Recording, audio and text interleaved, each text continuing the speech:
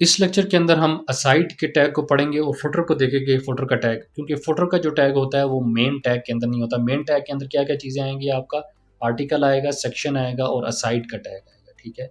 और उससे बाद जो फुटर है वो मेन टैग से बाहर होता है। तो वेबसाइट के अंदर तीन चीज़ें होती हैं, हेडर, मेन टैग और फुटर। मेन टैग के अंदर बाकी सारे टैग्स आ जाते हैं।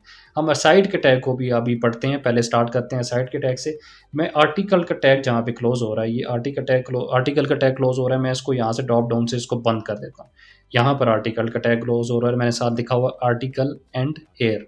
यहाँ से मैंने असाइड के टैग को शुरू करना है। असाइड का टैग स्टार्ट करते हैं। सबसे पहले हम इसको नीचे रख के देखते हैं, आर्टिकल के टैग से नीचे रख के देखते हैं और देखते हैं कि इसका क्या इफेक्ट आता है हमारी डिज़ाइन के ऊपर। सेव करता हूँ। अब असाइड के टैग की मुझे CSS लिखनी है।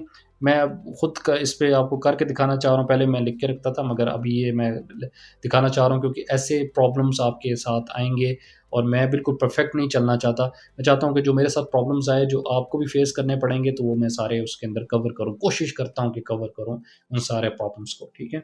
मैं यहाँ पर असाइड लिखता हूँ। असाइड का टैग है मेरे पास, स्टार्टिंग और कर्ली ब्रैकेट स्टार्ट और क्लोज। और इसके अंदर मैं लिखता हूँ background colour, background background background colour, dash, dash के साथ कलर आता है, डैश कलर। इसको मैं देता हूँ ग्रीन कलर में कुछ दे देता हूँ, यहाँ से ये वाला कलर दे देता हूँ, ठीक है। और इसकी विड्थ कितनी रखता हूँ, क्योंकि जो असाइड टैग होता है उसकी विड्थ कम होती है और लेफ्ट साइड पे जो कंटेंट जितना भी आ रहा होता है वेबसाइट का, उसकी विड्थ ज़्यादा होती है। तो मैं इसकी विड्थ रखता हूँ सिर्फ 200 पिक्सल्स।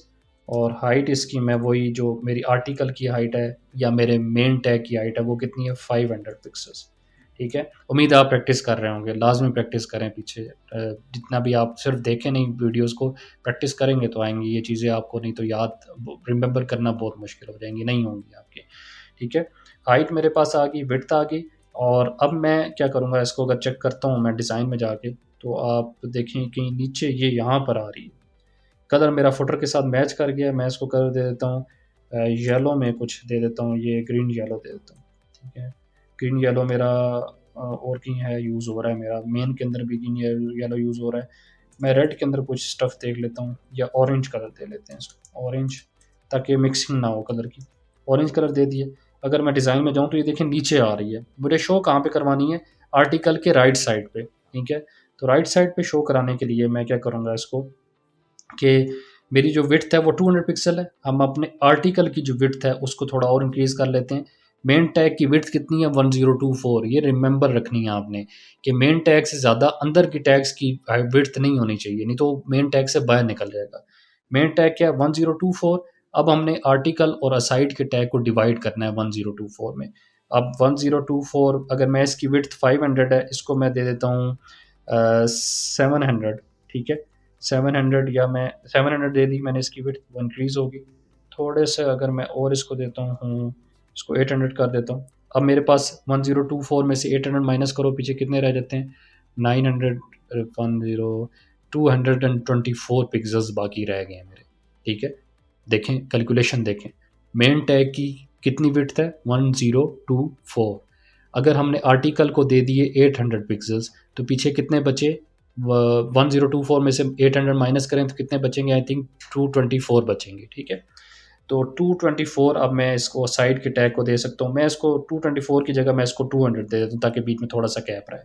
और अगर हमने इसको लेफ़्ट साइड पे शो करवाना है तो फ्लोट क्या करेंगे, फ्लोट लेफ़्ट कर देंगे इसको। ये एक CSS है। अगर आपने एक फ्लोट लेफ़्ट नहीं, सॉरी, राइट साइड पे करना है तो हम इसको क्या कर देंगे, राइट साइड। फ्लोट क्या करेंगे, राइट साइड पे, क्योंकि ये आर्टिकल के राइट साइड पे असाइड का टैग शो होगा। अब देखते हैं शो हुआ या नहीं हुआ। राइट साइड पे तो चला गया है, मगर उसको यहाँ पर ऊपर आना चाहिए, ऊपर नहीं आ रहा वो। उसकी भी एक वजह है। कैंसिल करें, सेव करने की कोशिश करती। इसको हम क्या करेंगे कि हम अगर सोर्स कोड में जाते हैं तो असाइड के टैग को अगर मैं आर्टिकल के टैग के ऊपर रख के देखता हूँ तो आप देख रहे हैं कि वो उसके राइट साइड पे आ गया।